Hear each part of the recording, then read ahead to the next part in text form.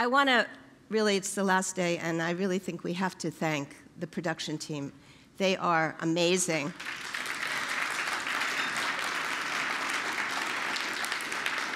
I mean, just look at the amount of wires that they're dealing with, and all the neurotic people like me who keep saying, "Oh, my slide's going to work. Is this going to work?" And also, I really want to thank Frances West, who's just been so wonderful and supportive, and Susan, the speaker coordinator. I speak at a lot of conferences, as I know many of you do, and really, this one really works well. So, that's an achievement. That's a creative. And I was talking to Frances earlier about what I've been writing about more recently, not what I'm going to talk about today, and I've been writing about micro-utopias. So I think this is surely a micro-utopic moment, the whole conference in every aspect. Okay, so I'm going to read to you just the beginning. I have two lives, one as a dean, where I think about constantly the pedagogy. How do you educate the next generation of artists? How do you make it possible for those people to enter into the world? How do you create a safe environment for that creative process to take place during the time they're in school? And then I have another identity as a writer, and they come together.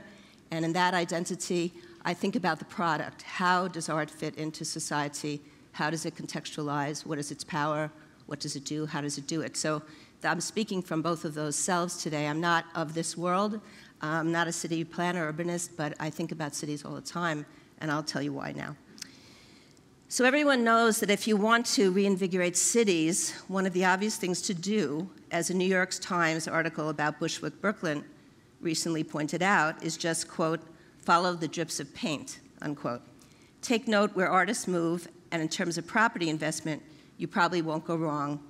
In New York City, the returns will be almost immediate. In other parts of the country, well, it might take a little more time.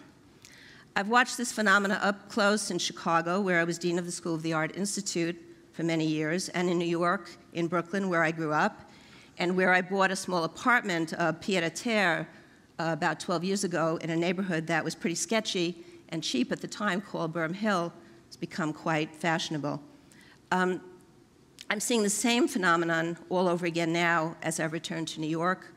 I'm living on the Upper West Side as my role as dean of Columbia School of the Arts, and adjacent, I'm right adjacent to Harlem, Washington Heights, and everything north. And the same phenomenon is occurring. As you know, the gentrification of Harlem is taking place. So young people, artists, all kinds of musicians are moving in that direction. So I've watched interesting neighborhoods that were abandoned at different moments by the middle class, brought back by the adventurousness of artists who saw the potential of these neighborhoods to provide the kinds of industrial spaces that they needed at affordable prices. And I've watched artists move into these spaces, not just to satisfy their own needs, but also to create interesting small businesses, community projects, and an ambience of communal playfulness and creativity that others soon wanted to share. And many of the speakers who have spoken in the last few days have alluded to that and made examples of that, and I think artists would be very pleased to be here and hear how many of you appreciate what they do. Where some see abandoned buildings, artists see studio space. Where some see empty storefronts, artists see cafes and bars. Where some see vacant lots, artists see gardens. And where some see freestanding walls, the residue of demolished buildings, artists see large canvases on which to paint murals. And where some see an undesirable otherness of race and ethnicity and class, artists see cultural density and excitement. But much has been written about how the vision, entrepreneurship, and daring that artists bring to these locations also inevitably hurts them. Along with other vulnerable groups, they are usually pushed out of these neighborhoods with increasing rapidity when a certain class of people, let's say, for example, Richard Florida's sense of creative class, wants to tag onto these newfound hipness and take over these renovated loft spaces to solidify a lifestyle that has really little to do with art and cultural production and everything to do with latching onto a scene. A process that soon turns these neighborhoods into urban versions of the safe suburban environments that many of these new inhabitants recently left behind. In cities around the world, many left the suburbs precisely because they wanted more grit than those neighborhoods afforded, but their presence in the city soon brings a homogenization of urban life, or we could call a suburbanization of the urban environment. Much else that is culturally rich and layered about these neighborhoods is also then destroyed in such a process. The quirky, original mom-and-pop stores are soon replaced by national and international chains. The small restaurants that cater to particular ethnic groups are pushed out, no longer able to survive as their natural constituencies are forced to move on, along with elder residents, working class, and lumpen populations. The more fashionable, nouvelle, cool restaurants then take their place. In Chicago, for example, all economically vulnerable groups have been pushed further and further west by gentrification, away from the lake and farther from the downtown. In New York City, these same groups have been pushed deeper into the boroughs. But as these diverse groups are priced out by a more homogeneous and wealthier class, so are artists, who had enjoyed the diversity these populations provided. Artists are part of the solution, and they're part of the problem. But they, too, then find themselves farther and farther from the urban center, while the creative and innovative communities they have created are soon dissipated. And everyone knows that most creativity happens in that density. I predict, and I wish I had a little animation of this to show you, but I don't, that in the not-too-distant future, artists in New York City will be completely displaced and will be making art on barges that will float around Manhattan, like those that carry toxic garbage that no one knows where to bury. Then there will be barge stations. Remember, I said this first, where artists will dock, and they'll hand over their work to dealers and curators who will be waiting to take the work back to the, quote, cultural center to fill their galleries and museums. Without artists, there is no art, and without art, there is no living art world, no living, breathing art world. Manhattan has already become, like Paris, a great museum city, a treasure trove of art and a center for tourism, but no longer a real site of artistic and creative production. The work is brought in. Artists simply cannot afford to live in Manhattan or Paris anymore. And yet, if you think about the myth of Paris, what made it great were all the artists, writers, filmmakers, and performers who once haunted its boulevards and cafes. It is they who created the aura that still propels Paris as a cultural site and creates the ambiance and romance of the city that we all love to experience. This is why recent articles about the Champs-Élysées point out that it has become déclassé, the result of the internationalization of shops. So now you go and you see everything that you see in America or any other part of the world, but you don't see the uniqueness of Paris. Now, tourists already know this. They know that the uniqueness of Paris is no longer real in the way it once was. Still, of course, the fabulous architecture, absolutely, to Christian's point, to human scale. But the real production, its cafe culture, no longer exists. The artist exchange is no longer really there. And yet we love this city, and we carry its ambience in our imaginations, thanks to all the images that artists have provided. And we dream of its once productive richness, and we imagine it's still there. Gentrification, the too rapid transformation of neighborhoods that pushes out people who have long lived in these areas to make room for others with greater financial resources, not only means the end of accessibility to the area for particular groups who can no longer afford it, families and businesses, but it also often means the end of what is interesting, unique, and different about these locations. Diversity of race, class, ethnicity, and age that gives neighborhoods and cities their thickness. Gentrification can produce monocultures, class sameness, and homogeneity. How can we protect cities so they continue to be interesting and multi-layered? A great deal of information is needed to appropriately answer these conundrums of urban development. It's not for me to do, but I'd like to focus on one aspect, artists' place in cities and the need to help keep them there, and in the neighborhoods that they've helped to salvage after those neighborhoods are, quote, discovered by other wealthier groups, not unlike America that was discovered. And there's a fantastic piece right now up on 59th Street around the Columbus statue and the Columbus Circle. Artists have built, because of the Public Art Fund, a 6-story walk. You walk up and you end up in an enormous living room. And in the center of that living room is the Columbus statue that now looks like a big piece of sculpture that some wonderful people who own this wonderful Manhattan apartment could afford to buy. He's just standing there like this. And you have all these people sitting in the room with their iPads and they're just looking out the window, having a fantastic time. This is exactly what artists do best. They make you look at something in a way you never saw it before. So in January, 2012, I participated in a Pachakacha presentation at the World Economic Forum in Davos, and I was part of an ideas lab on the future city that involved my Columbia colleagues talking about aging cities, population demographics, and sustainability. And in that format, I presented the usual Pachakacha, 15 slides, 20 seconds each, the Davos requirement. I've slowed it down here so I can talk a little bit more about each image. So, yes, it's working. Thank you, Rob. Between 2009 and 2011, theater students from Columbia alone inhabited or developed numerous existing theater companies in Manhattan and created new ones across the boroughs as well. These dots represent their influence in over just 2 years. Every year, more than 12,000 students graduate from art schools in the US and go out in great numbers to inhabit the most dense urban sites of cultural production, New York, Los Angeles, San Francisco, Chicago, and so forth. I've had several opportunities to talk to mayors about this fact, and that they're underutilized. All these incredible students are in their cities, able to help produce all kinds of things for the city, websites, public projects, but no one thinks to ask. We did a lot of this work in Chicago, whole other presentation I'll do sometime for you. Art schools, therefore, have a very deep interest in urban development and how cities will help or hinder artists' ability to stay in urban centers to develop new work. When students graduate, they tend to remain in the centers they inhabited as students, at least for a certain amount of time, and they struggle, now in record numbers, to satisfy the need for apartments, lofts, and workspace that has become unaffordable for many as they attempt to pay back their student loans and begin their careers in a recession.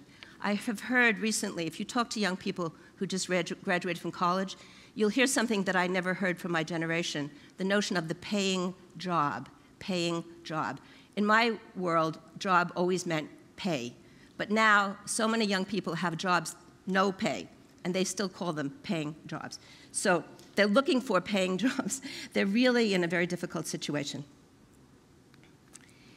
In 1920, did that work? Yes. In 1920, there were only 2 major sites of artist communities in New York City. One was Harlem, and the other was Greenwich Village. And now there are numerous locations. Artists have moved out from the city center into many parts of Brooklyn, Queens, and New Jersey. This is a good thing, since it has helped these neighborhoods immensely. And I assure you, as someone who grew up in Brooklyn, in the 70s and the 80s, Brooklyn was in real trouble, and now it's just flourishing. But how many neighborhoods recently associated with artists are pricing them out? And these neighborhoods are becoming really all about style with little real substance. Movements in art from ancient Greece to the Impressionists to the Harlem Renaissance and the Beats were centered always in urban areas. Artists' proximity to each other invented the concept of bohemia and allowed new cultural innovations to occur. The most exciting and risky ideas always are generated when artists are in close proximity to each other and can find the space to experiment and to interact. Neighborhoods like Soho in New York City were once the site of light industry. In the 50s and 60s, space became available as some of these industries moved to the suburbs or the nature of the production changed. The spaces were soon filled with working artists who legally fought the battles to have them rezoned as live workspace. This also, of course, occurred in San Francisco. Their presence then morphed the neighborhood into a site of small and then later high-end galleries. But soon, the neighborhood was overrun with tourists, and the serious galleries moved uptown to Chelsea. Artists were priced out, even after they did all the work of rezoning. Now Soho is only a site for tourists and trendy shopping.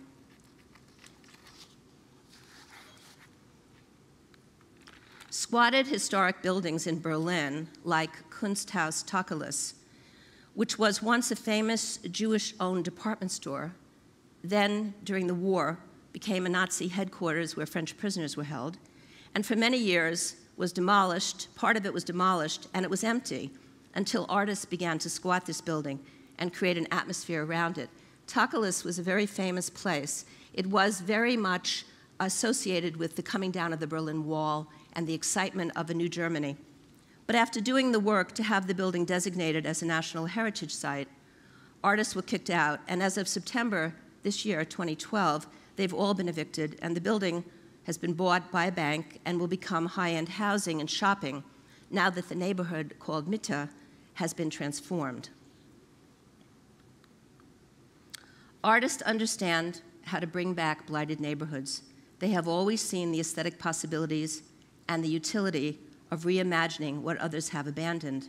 But the more successful they are, the shorter their lifespan in these areas. And this, like all else in the 21st century, is accelerating. Williamsburg, Brooklyn, was once a site for recent immigrant populations, like my grandparents, Russian Jewish, settled in Williamsburg.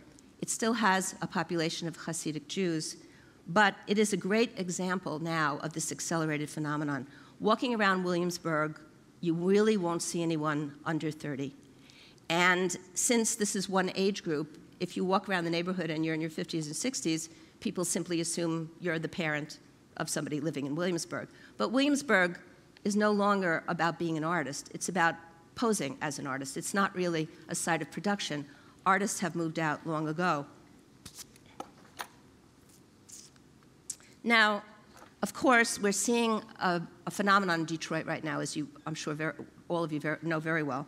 A lot of artists, musicians are moving and hoping that they can create a momentum, hoping that they can bring cottage industries. I've had 2 students in visual arts who own a restaurant together, young men who own a restaurant together in Detroit. One came to study for 2 years while the other ran the restaurant. Now the other is studying while the other is running the restaurant. It's a restaurant for both hip young people and also for working people in Detroit. They're really trying to make it succeed. Only time will tell us how successful this will all be. Now, other than increased property values, what practical and conceptual skills do artists bring to reimagine communities on a micro scale? This short list, I'm just going to mention a few projects, were all innovated by artists. And the reason I'm mentioning these is that they've all had duration. They've all been going on for a certain amount of time, and the artists are really deeply embedded in these communities. So this is the Heidelberg project that probably many of you know. It's on the east side of Detroit. It turns abandoned houses into folk art pieces in depressed areas. It has attracted visitors for 26 years. It brings skills and resources to the neighborhood. It trains children to paint these houses. It was begun by an artist, Tyree Gooten, who grew up in the original neighborhood, and he really came back after the war, and he just said, what has happened to my neighborhood? And he decided that there was a lot of sadness, and he tried to think of what was the quickest way that he could bring joy to this abandoned area, and this was his response. Project Row House, this is something you also may know. It was conceptualized by artist Rick Lowe, who, by the way, was a Loeb Fellow. He's a fantastic person and a very interesting thinker and artist.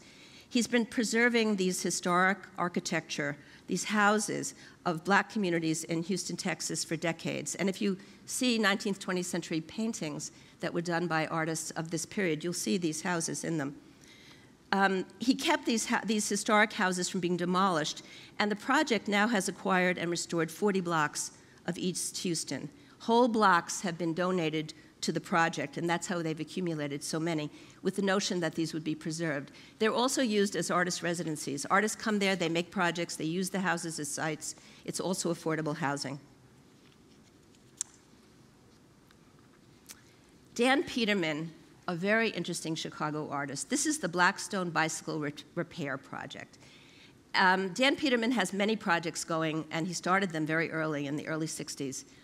This one, on the south side of Chicago, teaches neighborhood children how to repair bicycles. So after 25 hours of training, the children each receive a bicycle, a helmet, and a lock. And if you know Chicago, and when I came to Chicago at the end of the 70s, it was still a very racially divided city. It still is. But in 1961, when Dan began this project, there were no white people in this neighborhood. He said that when he began the project, the only other white person who crossed the south side color line was the mailman and him. This is Victory Gardens in San Francisco. This is modeled on the Victory Gardens of World War I and World War II. These are food gardens of the same name, also started by artists. They use public or private space, in this case, in front of the state capitol, to raise organic gardens for food distribution to urban food deserts. They will also help anyone who asks, whether you have a garden of your own or a vacant lot or a flower box, to plant a garden. So they're constantly working. They've been there for quite a while. So there are innumerable projects that one could mention initiated by artists. Brooklyn, for example, is now no longer just a place. It's a brand. When I was in Paris, people talked about Trey Brooklyn. Things would Trey Brooklyn if you were eating on the street or if it was a particular kind of clothing. So Brooklyn has come to symbolize youth, innovation, fun, what's new and happening in art, design, clothing, food, and community projects. Brooklyn Industries, some of you may know, it's an indigenous, hip, cheap clothing chain that is now even in Chicago. And Brooklyn, I guess we could say, has so moved out of Brooklyn. I take a lot of pride in this, growing up in Crown Heights. Okay, so in my thinking, the challenge is this. How do we keep artists in the urban environment because of all the great things that they're able to do? How do we get others to see their multiple social practices as vital to the creation of future economies, to recognize artists as micro-entrepreneurs, cottage industry developers, risk-takers, problem-solvers, innovators, really similar to tech gurus who develop tech corridors, but unique because they focus on making things and are helping to bring back this notion of small businesses that make things and do things. This is really a way that artists connect so directly to average citizens who understand the production of things by hand. Several existing or envisioned models have kept and will keep artists in the inner city. We need more models and more ideas to how to do this. I'd love to hear from any of you, any thoughts that you have. This, you may know, is West Beth. It's the oldest affordable multi-generational housing unit for artists in the US. It was established in 1970. It has 364 units. It's in the old Bell Telephone Lab building. Merce Cunningham, Diane Arbus, so many famous artists have worked and lived there. Hans Hacke is now still living there. It helped bring back New York City's very now chic High Line and meatpacking district. And more than 40 years later, the city is being criticized for allowing the development of the High Line to push out everything that does not fit in the neighborhood's wealthy new profile. But artists, at least, are protected and still remain in the area, at least for now. On the left is Project 109, PS 109. It's an abandoned school. It will be transformed into 64 artist live workspaces in East Harlem, surrounded by public housing projects. It's funded by ArtSpace, the National Endowment for the Arts, and city bonds. It's very far from being done. I went to take that photo, and there were raccoons walking on the roof. I thought, oh, man, this is going to take a while. Logan Square Hairpin Project is on the right. It was a hairpin factory. It's in Chicago. It's a completed project. It's beautiful. It's a collaboration between artists, developers who are attempting to anchor artists in Logan Square, which is a neighborhood that's becoming fashionable, very west. Artists push more and more to the west. But it's a very nice neighborhood. It has an art center. It has a gallery. It has affordable live-work space with retail on the street level. Many of you have probably met or know of Theaster Gates. He's a good friend of, I know, of Ed Walker's. He's a very interesting artist. He's also an urbanist, and he's a developer. This is a project very much in his thinking. He works with salvaged landscapes and abandoned buildings and materials in his own work, in what he constructs. So in his not-for-profit work, which is his urban development work, he makes art, sells it for a lot of money. He was on the cover of Art in America not that long ago, puts it back into his not-for-profit. Very smart. He bought up a lot of this low-rise public housing in Chicago, all of it slated to be destroyed in a totally African-American neighborhood. Theaster is really interesting because his plan is to turn these unwanted buildings, which were going to be demolished, into artist residencies, affordable multi-generational housings, this is a rendering, and an artist-run educational facility, securing that there will be artist presence for the future, but also that as the neighborhood gets gentrified, there'll be African-American presence, there'll be the presence of elderly and families. So Theaster, I think, is creating a really interesting model for artists to be both an artist or bring your innovative ideas to the table, but also figure out how to use the money that you make from the art world and give it a different kind of value in protecting the urban landscape. So above and beyond their efforts on the real estate market, how can the good work that artists do be valued as community building? How can cities support these efforts and cultivates artists' ability to bring back cities while helping cities to remain diverse and complex? How can cities secure that artists and others are also not pushed out as the city evolves? There is now discussion, and I think a lot of agreement, that the homogenization or suburbanization of urban space is not just progress, but it's also a problem as we lose both complexity and diversity, qualities that have made cities exciting and creatively significant. Such variables allow networks to develop that make cities exciting hubs of innovation. Artists know how to do this. They know how to create these networks. They simply need to have their place valued and protected in the process. Thank you.